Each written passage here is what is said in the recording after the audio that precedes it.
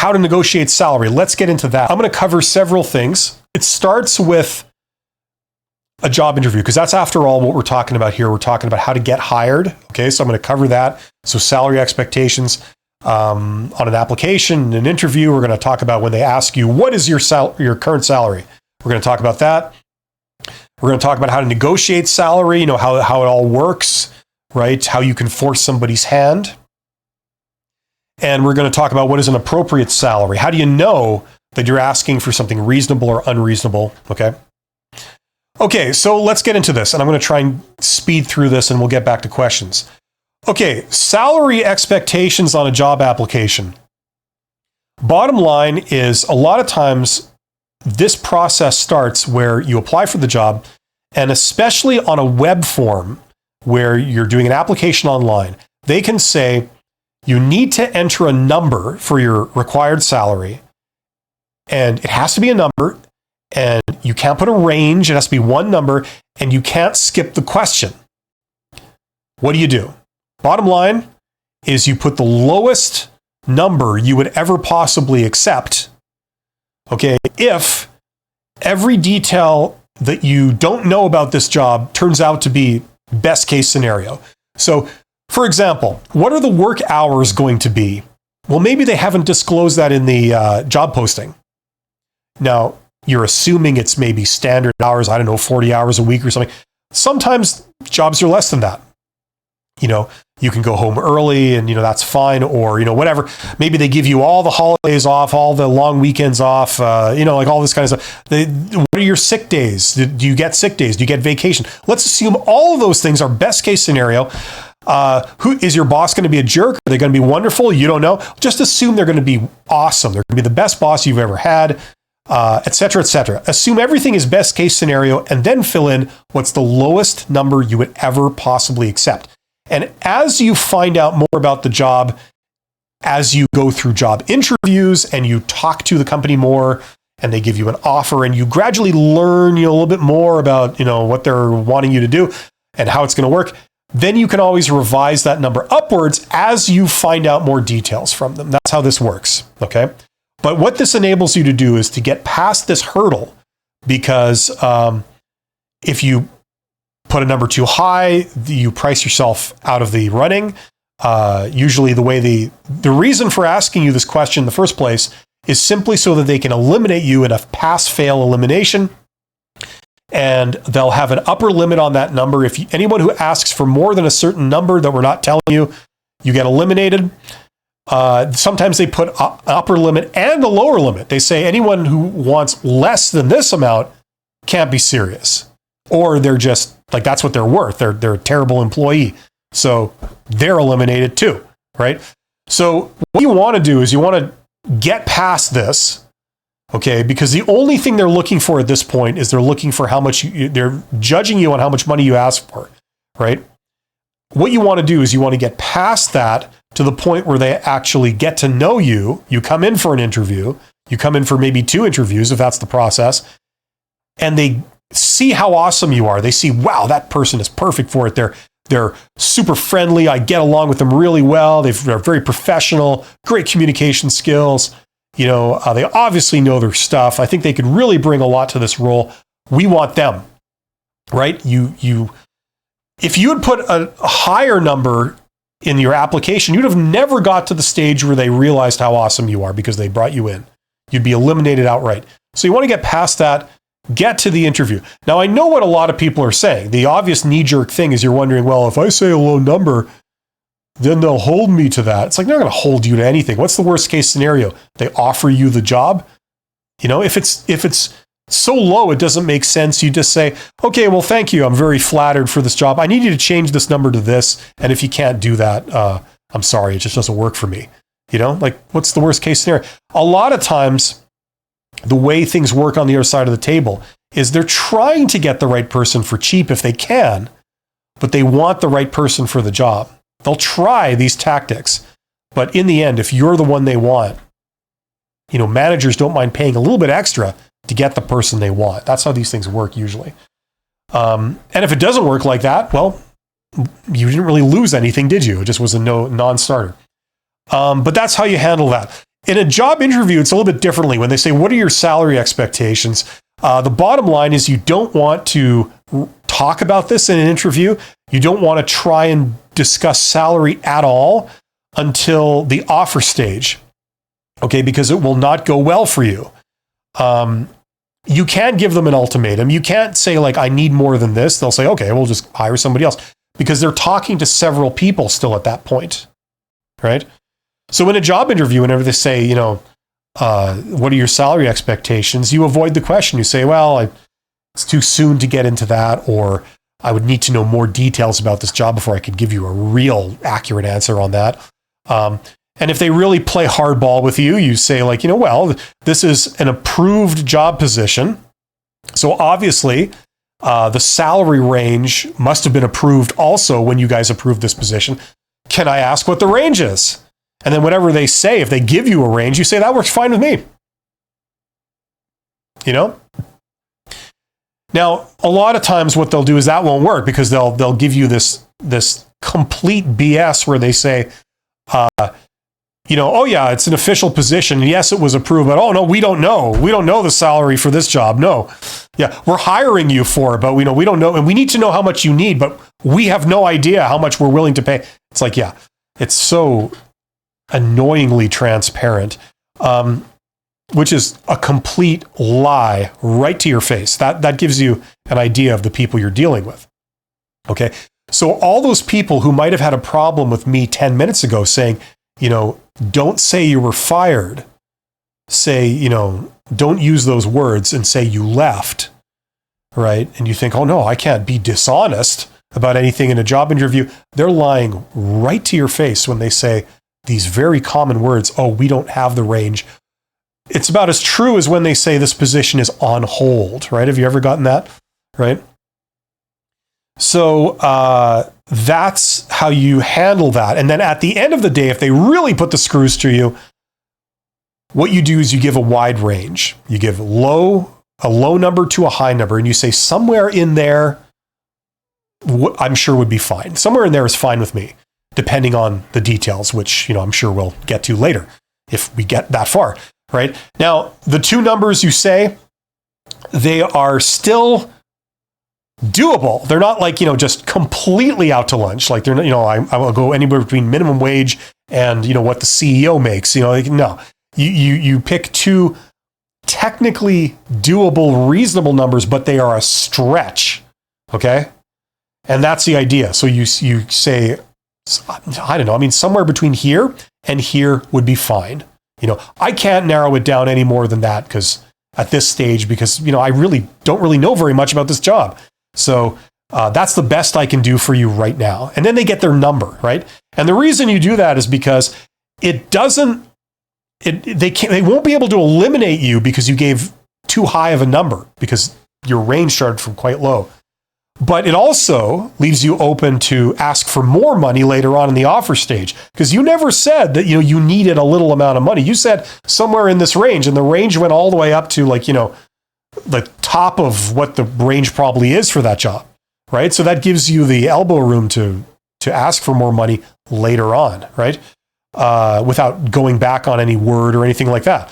So that's how you handle that question in a nutshell, okay? I'm trying to do this very quickly. If they say, what is your current salary? My recommendation, I've heard all kinds of people recommend all kinds of different things. Bottom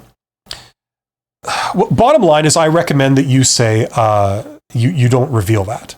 Okay. You just say, just as a matter of personal policy, I don't disclose, you know, my income or how much money I make.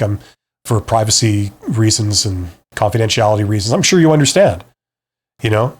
And then if they push you for more, they say, well, that's not good enough. We need to know how much money you make. It's like, well, as I said, I don't disclose that. I'm very sorry, but I can't give you that information. You know, like I said, there are confidentiality issues at stake, and these are very real. And so I don't disclose that, you know. There you go. Now, before some people come back to me with like, well, you could say market price, you know, and things like this, there's issues with that. Like, first of all, like anyone who knows compensation, you know that market price is like a bullshit kind of thing, right? First of all, for a lot of jobs, it's not possible to find the market rate, right? If you work in a very common job, there are like thousands of people in that same role in your city or your region, then you may be able to get that information. You know, the upper limits here, the lower limits here, and the averages here. You can find that, okay? You can find that online. But most jobs, in all honesty, you can't get accurate information on the market price. It's a complete guess, and it's very inaccurate when you do get data on that. Even people that pay for, like, you know, the high-end, supposed high-end data that, you know, companies like Dun & Bradstreet and stuff, they provide in this area, it's still wildly inaccurate. And you know what I mean? So there's that. There's also the issue of like, well, just because the average person makes this amount of money doesn't mean necessarily that you are an average employee. You could be better than average. You could be worse than average. Nor does it make any guarantees that that company pays the average amount that other companies do. Maybe they pay below the market, which means that they intentionally pay people less. They will have a higher turnover and they may not get the best caliber of employees, but they do save a bit of money doing that. Some other companies, they intentionally pay above market. That means they pay more than the average market price for each of the roles of the employees that they have, because they want the best employees. They want the best people to work for them. Sure, they pay a little bit more money, but they get a performance boost, right? That gives them the edge. So there's a lot of assumptions. So market price, when you say, you know, this is what I need or whatever, it's so silly because it's making all these assumptions about you and them and that are usually not true. So on top of all of that, they can say, okay, you know, they say, what salary do you need? And you say, well, I wouldn't be happy with market price, sir. And they say, excellent. Okay, great. I'm just writing that down. Okay, now what number would that be? So you see, it doesn't really solve anything for you. They can still push you for the number, right? Okay. So that's why the bottom line, I could go on about this, but the bottom line is if they put that pointed question to you, what is your current salary? You don't reveal it. It's none of their business. It's like in poker, when you're playing poker against someone, right? And they've got their cards and they got their 5 aces that they're looking down on. And they say, oh, can I just look at your cards? Like you need to show me your card there. Those are the rules that I've just made up, right? You know, you don't have to do that. That's not how it works. The more you reveal about your strategic position, the more you're giving away your advantage, the harder it is for you to win, right? Okay, so that's how these things work. I see someone joined YTID, which just rolls off the tongue. It's like, you did. You have to say it like that with a bit of a yell, or else it just doesn't work. They have joined as a channel member, so thank you, you did. And membership has its privileges, so thank you very much. Okay, let's get into this. We talked about salary expectations on an application, in an interview. We talked about what is your current salary. Let's talk about salary negotiation. Finally, we got to this. Okay. Like I was saying earlier, negotiation is not persuasion. Okay.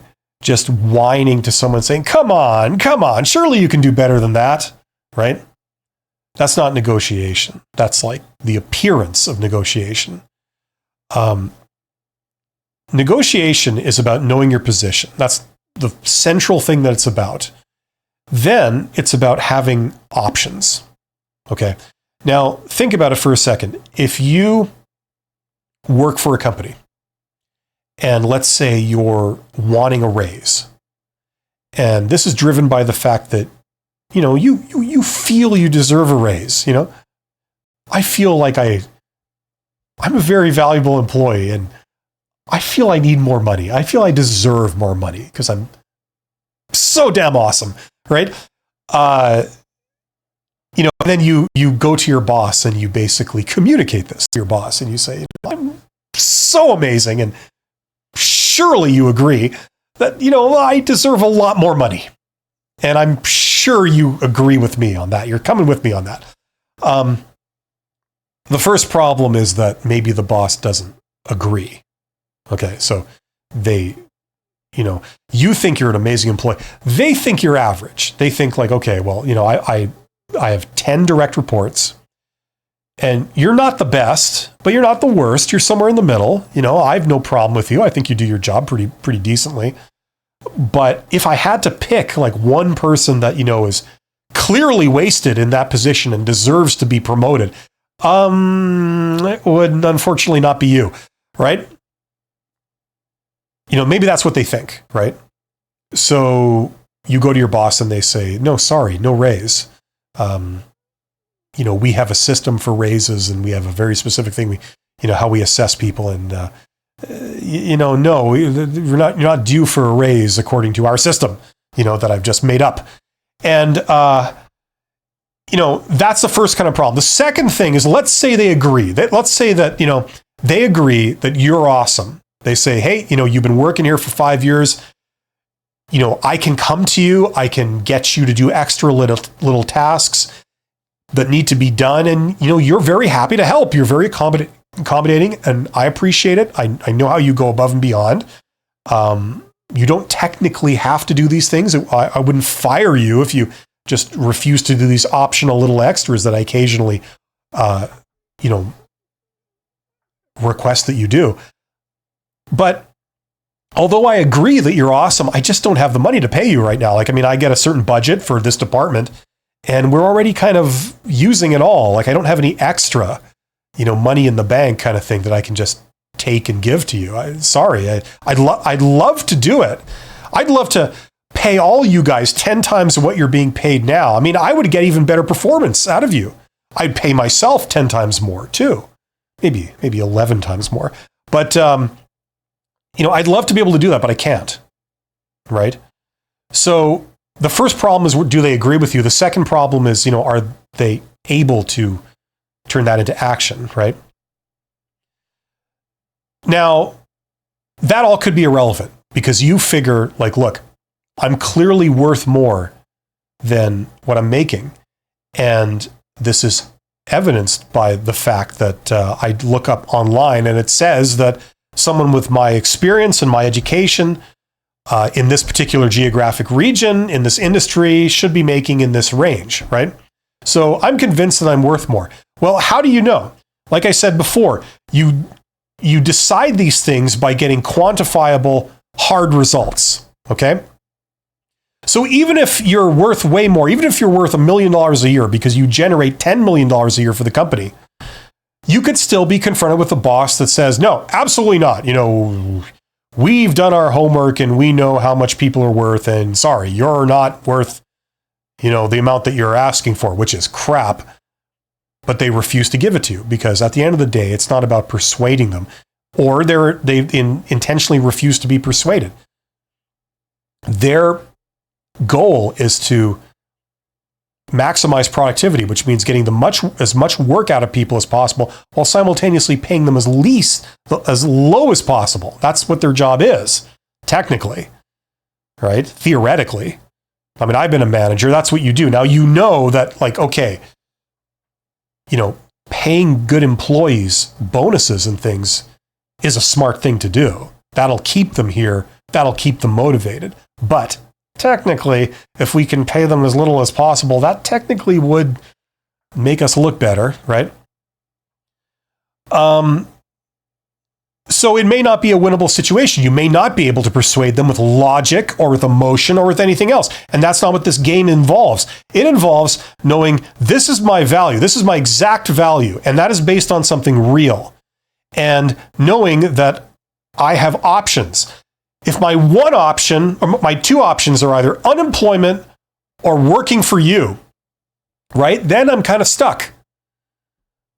I have no choice but to take one of those two options. And if I don't want to be unemployed, I have to work for you. And if you're unwilling to pay me what I feel I'm worth, oh well, I'll go away and cry and then take the salary that you feel like paying me, right? There's just no two ways about it. But imagine if you had a third option. You had another job offer from somewhere. Somebody said, here's an offer. We're willing to pay you, what you're making, X, plus 40% if you come and work for us. Doing that exact job or some new job, right? This is tangible. This is real. I have a third option. So if I go to my boss and they don't want to pay me what I feel I'm worth, I have the option now of telling them to piss off, and I'll go to the second company that's offering me more money because I know I'm worth that because they're paying me that. And the fact that they are paying me and they're not letting me go and they're not changing my salary, that is the evidence that I'm indeed worth that much, right? It's not just my opinion, which is based on nothing. It's based on reality, right? So that's how these things work. So the more options you have, it means the more power you have. The less you're forced to take someone's ultimatum, right? So the way you negotiate salary is the act of, first of all, understanding your position, and then going out and creating additional options for yourself.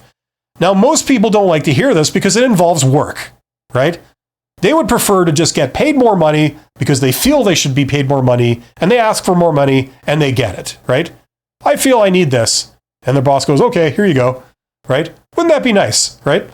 Unfortunately, in the real world, you usually have to do a little bit of work. It's nothing near, like earning this amount of money. You're just demonstrating that you're already worth that amount of money, right? So if you are indeed worth that amount of money, there shouldn't be any issue in going out and getting a competing job offer. You're gainfully employed working in this role. It should be relatively easy to go to another company in the same industry and say, hey, I make this much, I'm currently employed doing that over here, so there's no question about me being qualified. Would you pay me to come and work for you, kind of thing? And if you are indeed worth that much, they won't have any issue in paying you that, right? So, but that's what you do. Then when you go to your boss, you got 2 offers in hand, and you've got an interview lined up with a third company next week, right? You're coming from a position of power, and you say, I'm worth this much. I'm worth X. You're paying me X minus 30% or whatever it is, 0.7X.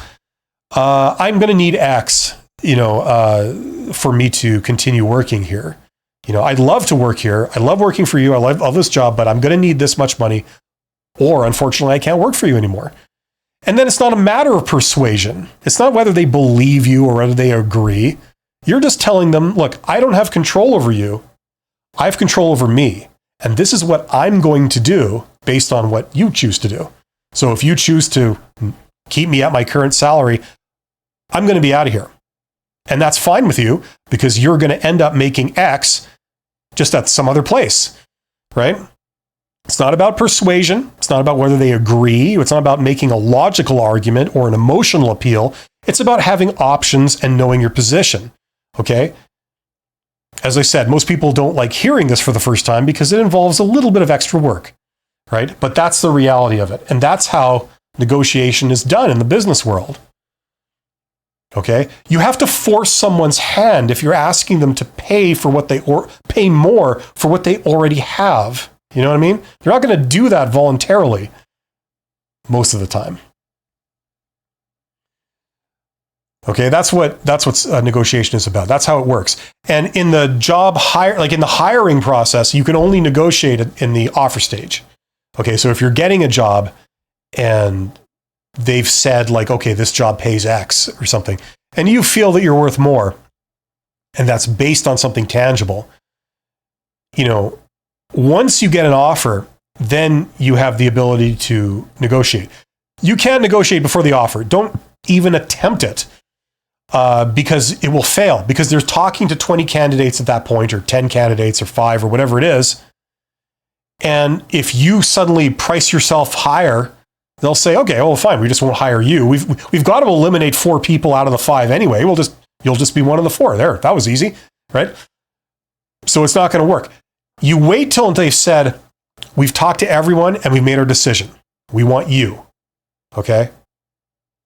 I'm the recruiter and I've advised my client or my associate, the manager of the department, that you're the one that he or she should hire for their department. You're the one that should get the job, in my opinion. And so to that end, they've agreed and I've drafted this offer to you. Now, if you reject my offer, you throw it back in my face, I look like an idiot to the manager because I made a case for you and we collectively both decided that you were the best person. If I've got to go back to them and tell them, oh, sorry, we lost that candidate because we didn't agree to pay what they said they needed, right? Then we look like a bunch of idiots. And now we've got to go back and do more work. It's painful for us. So once we make an offer, we don't want the process to fall through at that point. We want to cruise right through to where you're hired and you're onboarded and then you're working. So if you get an offer and you get an offer, that's the point where you actually have some ability to negotiate. Now, exactly how much depends on the nature of the job and all the details, but that's where you may have some advantage. Okay, so that's where I would suggest that you, if you're going to negotiate, that's when you do it. What am I leaving out here? I'm sure I'm leaving out tons of things, but yeah, okay. I'm just going to finish this and we'll get back to questions. Okay, the last kind of part of this is what's an appropriate salary? Like what is a reasonable thing to ask for? What isn't a reasonable thing to ask for? Okay, basic stuff. You can find some general information online. You could go to payscale.com. You could go to, what's the other one? Glassdoor.com or whatever country you're in. They have some stuff on there. It's not pinpoint accurate, but sometimes it's like if you're starting out in your career and you have really no frame of reference of what's reasonable, that's maybe a place you can go.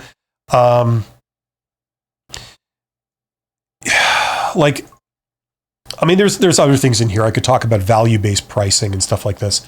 But we'll just leave it at that for appropriate salary. I mean, that's the other thing is just to ask people in your industry. There you go.